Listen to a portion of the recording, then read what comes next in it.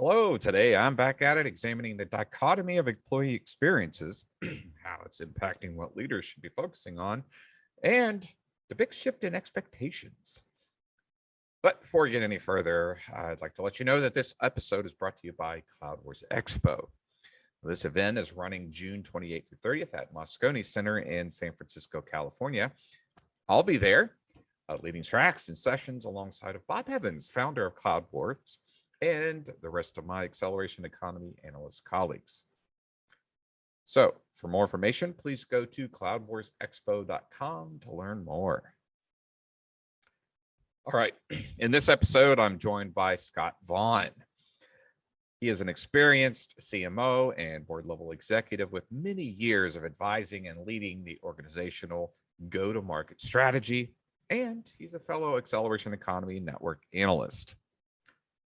And in this episode, we'll span the next iteration of the Great Resignation, what's up with the anti-work movement, the importance of digital investments, and much more. So, have you been thinking about the reimagination of employee experiences? Well, stay tuned.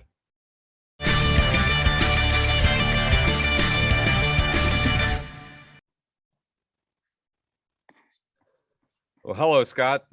Glad to have you on the show again. It's always a pleasure to be chatting with you. It's, I've had some great conversations in the past. I still recall our great conversation we had around understanding data, even if it's uncomfortable. Those are comfortable truths of data. So I'm still reflecting on that conversation. But today we have a different topic here that I'd love to unpack with you a bit. And as you've noticed, we'll just dive right in here. If you've noticed that over the past probably about a year, roughly, I'd say on that time frame or so, we've seen this phrase of the Great Resignation going on, and there's plenty of stats that come around that seem to bolster this theme that you're seeing, and the job numbers and so forth. But I think right now we're a bit beyond that.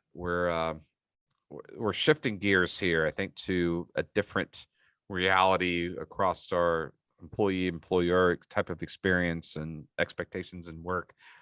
And so I was wondering if you could, what's your thoughts around this shift of, from a Great Resignation to kind of what's the next thing here? Yeah, you got it. And always great to discuss and debate and banter with you, Aaron, and for the whole acceleration economy community. So a couple things I'm observing. I'm actually one of those people. Anthony Klotz, the Texas A&M professor, April 2021, he coined this thing called the Great Resignation. Well, I actually resigned in April 2021 after, a long time in corporate America. And that's not an I just was ready to build something different and do something different. And so I can relate to it. I think we've kind of been on that ride that with the pandemic, with racial injustice, with the pace of change of life, everything that was happening, and the unevenness of society and a business. There were the haves and have-nots through this crazy last 2 years. That created a surge of everybody stepping back and reflecting. And I think we've had a year to do that. And I see kind of the Great Resignation now turning into the Great Reshuffle. So now people are rethinking their career. They're rethinking the type of company they want to work for, the type of leader and type of work environment and schedule. So I think we are, pivoting is the right word, or we're certainly evolving into beyond or just a resignation, because people are trying to find where they fit in, where they want to fit in, and what their overall work-life integration looks like. So I think you're dead on that there is something happening in all my conversations and trying to study and track this, as well as being one of the lab experiments myself over here. Yeah, you're right. I actually quite recently got the opportunity to be a part of a little leadership mentor program with some candidates that are newer into the web development world, and they're candidates from Africa, Europe, just all over the world. A great group of young folks. I can say that now with having earned the gray hair here, but no, great group of young folks. I never noticed, Darren. I try to hide behind the mic here a bit, but they two big things that stood out in my conversations with them and this group is that one, their passion they have is driven by their curiosity. Yeah. I'm glad that they're very curious about what is available and what's capable to be done that's out there. Two, quite a few of them transitioned totally different from what they were doing before of work into this. One of the fellows on there was a bartender for 7 years, and now he's shifted gears. He quite frankly admitted that he was just stuck in a rut. He was tired of doing that same thing over and over and over again. And he wanted to challenge himself with something different. And I think that's feeding into this great reshuffle, is that people are not just looking for a different career similar to what they've had before. Some of them are challenging themselves to do something totally different. Yeah, going back to school or certifications or hands-on learning with something, whatever the case may be. They're jumping into, they're willing to take the risk here.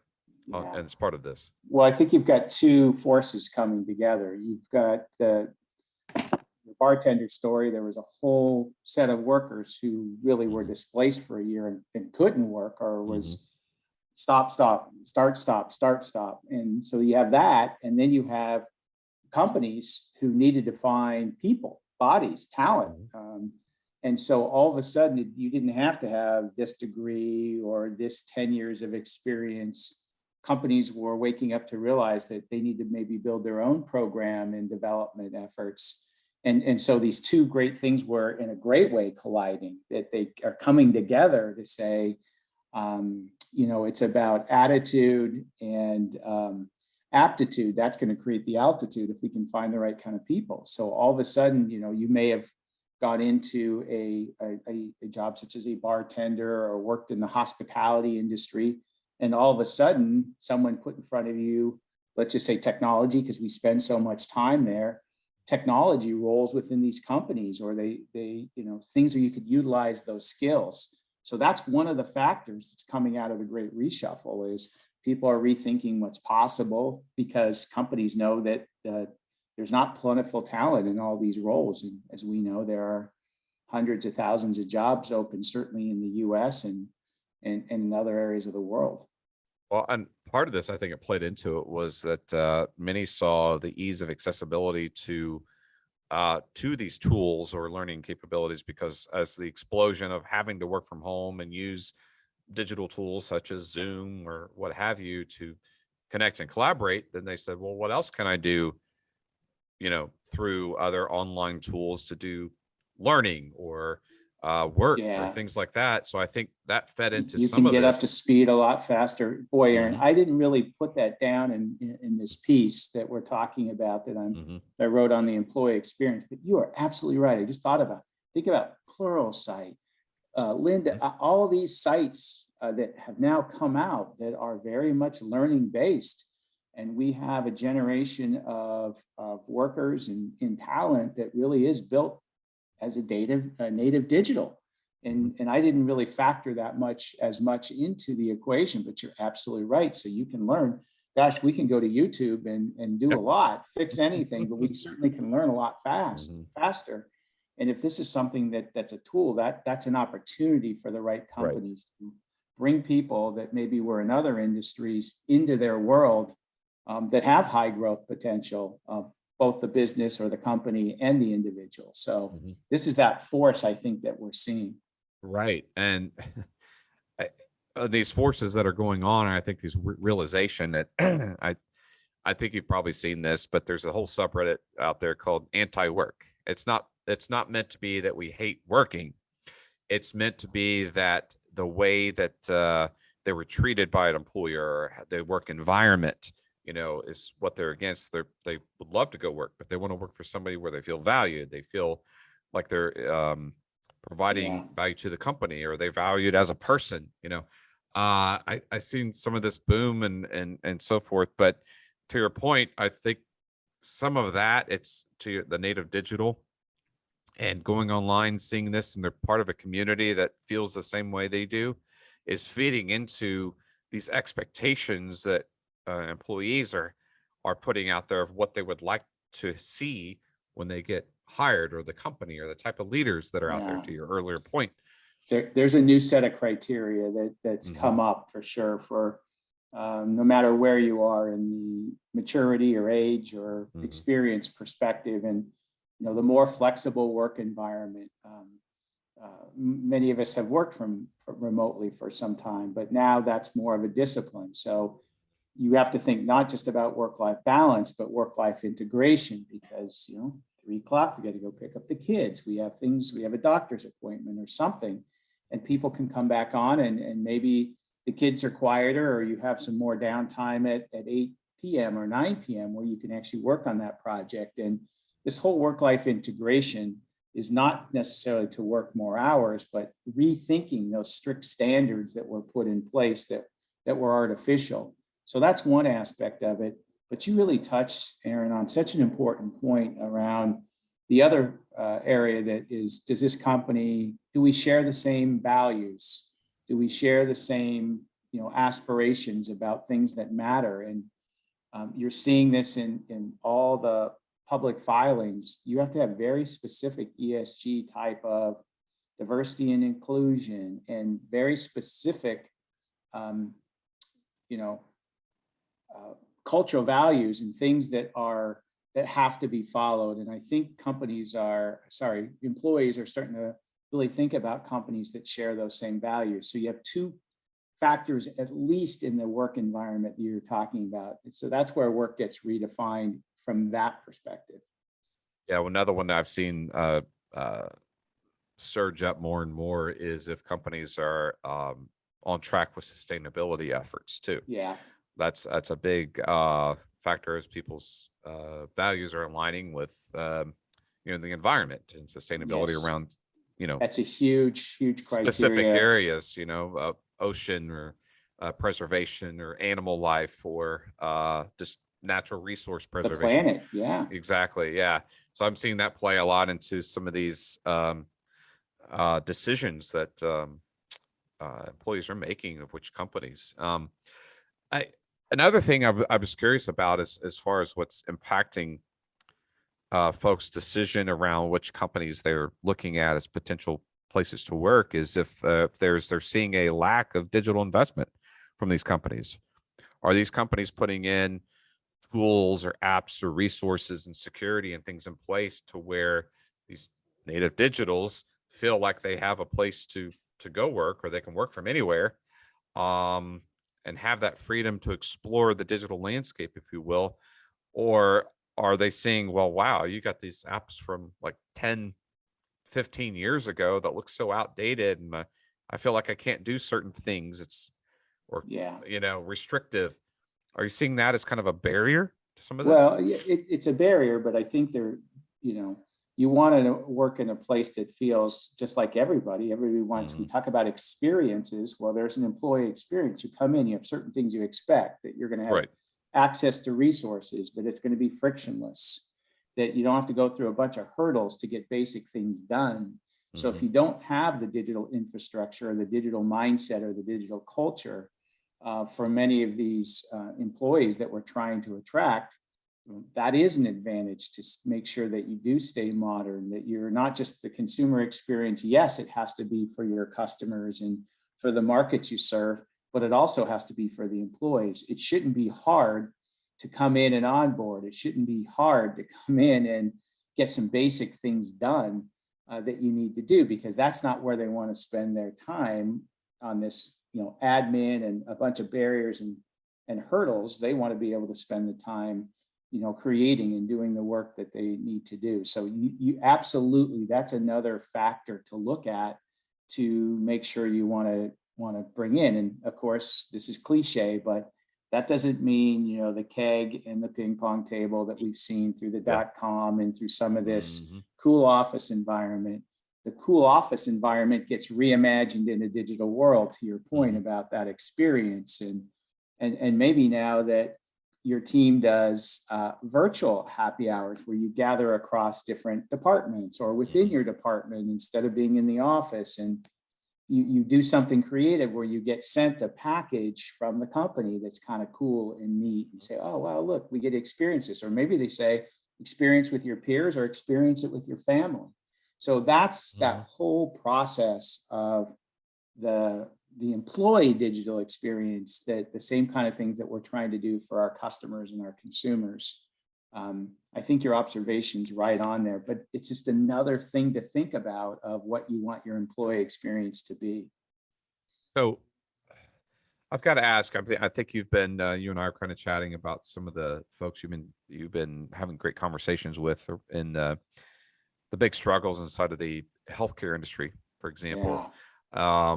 And they've been hit massively hard with a lot of people either leaving or over social reasons, and I won't get into all that, or other factors, just their shortages of staff to come in certain regions, geographic regions, what have you.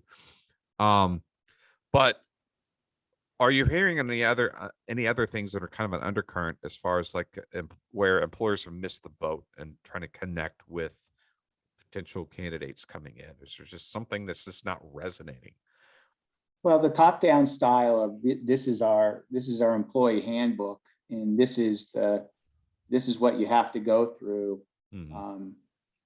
without much regard for the individuals. I think that's where you're missing it. And this is not an HR thing and an HR handbook. If you think this is going to be solved with your HR, they can be the catalyst and the leader and the advocates and the champion, but this is not an HR thing. This is a company culture thing. This is a company values thing. And there is no playbook that's been written. There's certainly learnings, but you have to more feel what is it that your company is about. And we've been doing that pretty well. We've been making progress to do that, as we said, in customers, with markets. We're getting better at that. But now we have to think about that further out or more expansive to employees. So I do think that ability to understand what employees want and need and make that part of the process. The old adage in cliche is very, very true. Happy employees make happy customers. They're the ones typically on the front line, interactive, being creative, making things happen. So another part of this, and just going down a little bit of a different tributary here, is the ability to empower your employees to be able to make decisions and to be able to do the right thing is a huge deal as part of employee experience. And that's something that gets overlooked because, I know there's compliance and there's certain regulations and there's certain things you have to do, but if you don't empower the employee to make decisions, then you get I'm interacting with your company online or even called in and I'm now my third person. And, these kinds of things, no one's going to want to spend their time on that. Not the customer, but guess what? Not the employee anymore. It makes me think of like, the focus of, a customer-centric focus. Well, in the middle of that, and it's feeding one into the other, is the employee-centric focus as well. Just to your point, if you're focusing on your employees and your customers, it's going to be this symbiotic sort of relationship, if you will, of how things interact, especially in certain industries are very heavily dependent on that employee customer engagement. That's exactly right. And this is not the employees now rule the world. And this is not, flipping. This is just being thoughtful the same way you are about your customer experience and engagement that you are about employees. It's always been important. This is not like waking up, but it's a different environment. And when you're in the middle of a great resignation, moving to a great reshuffle where people are moving to different types of companies, and how work is done, as you articulated, it's going to be a different environment that business leaders have to pay attention to.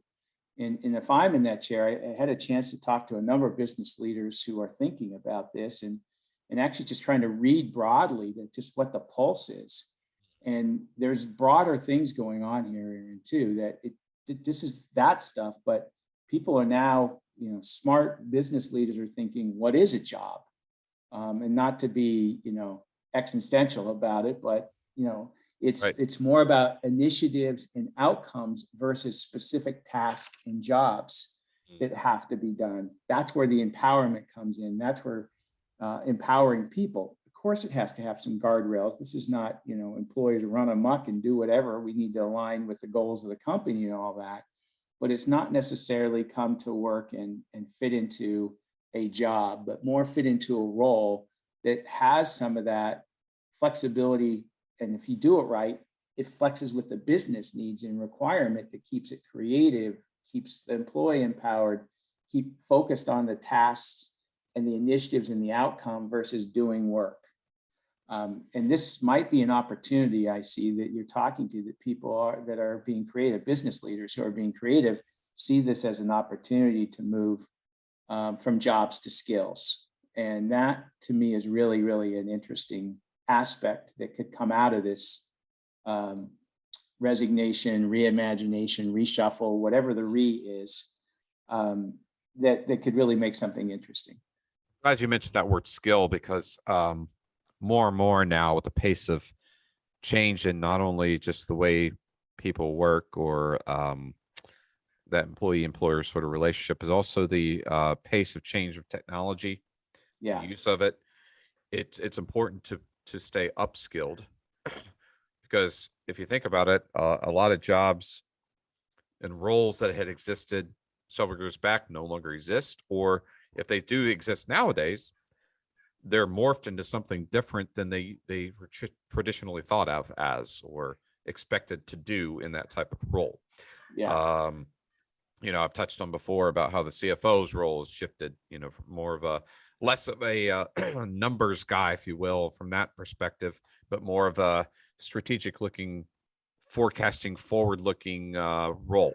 And that's just one example. There's many out there where that traditional role and mindset of what was expected there, it's not there anymore, and it's reshaped and changed into something different. And I think keeping people upskilled to the point where maybe that role doesn't make sense anymore, that what you do, it's now morphed into something else, but it's giving employees the opportunity to transform themselves as the business values and business evolution changes. It's an incredible time to be an employee in that sense. If there's so much change, as you said, going on, there's new technologies, the cloud, AI, machine learning, applications, automation in new and different ways, digital, that I liken this, as a chief marketing person a few years ago. CRM and marketing automation came out. You looked around and say, who could do this? We haven't done this before. And someone will raise their hand that says,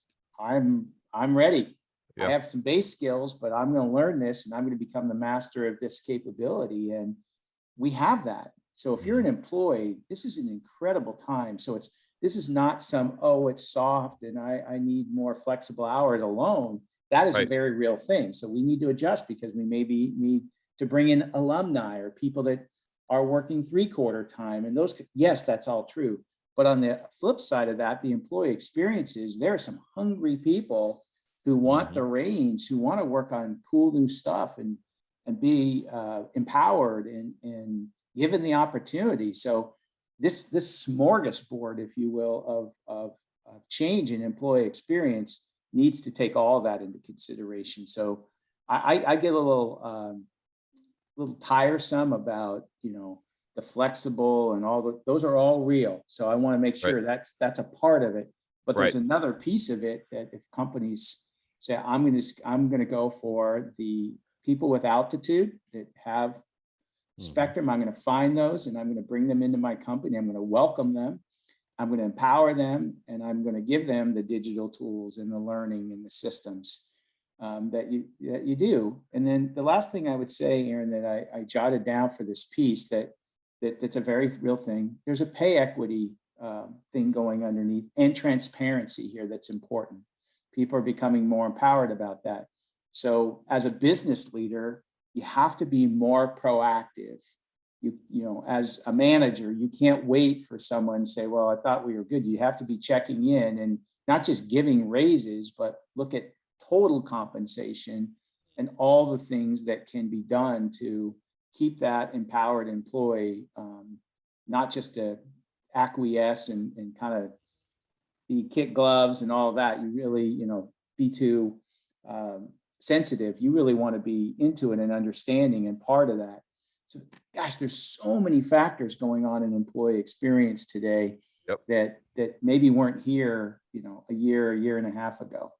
Well, many states are adopting that whole salary transparency as part of their laws. Yeah. And I just saw recently, I think they're crafted a bill for it from a federal standpoint, potentially becoming a mandate law of some sort that you've got to have some levels of transparency. What that means, who knows? But to your point, that's the expectations that are out there of, you know. Yeah, and like laws just means we're not doing probably a good job, not always, but right. That this movement is because we haven't done a good job. So the employer, the business leaders take it into their own hands. Let's not wait for laws. You know, what's happening in Colorado specifically, where you have to actually put out the actual job salary and all of those things. Guess what? People aren't hiring in Colorado. The business goes, I don't want to deal with that. That's too much. So there's some kind of balancing act. And again, understanding this, being more proactive, I think are going to be the business leaders and the organizations and the companies and brands that start to bring in the talent. But again, don't wait for, you know, HR will be a wonderful catalyst for this, but this is beyond an HR thing. This has to be part of the company strategy, company values, and company culture, because this is real. Yeah. Well, Scott, you know, time has flown by already with the conversation. As always, you bring great insights, and I think what you just mentioned here is a great way to kind of cap off the conversation, and look forward to what you're going to be writing about here around this premise of this great reshuffle, if you will, and a lot of the insights you're going to bring through that, but thought leadership. But thank you, Scott, for joining the show today. I'm glad to have the conversation again. Always a pleasure, Aaron. Always a pleasure. Thanks for the banter, and yeah, it's exciting times in the acceleration economy for sure. It is. All righty. Thanks, Scott.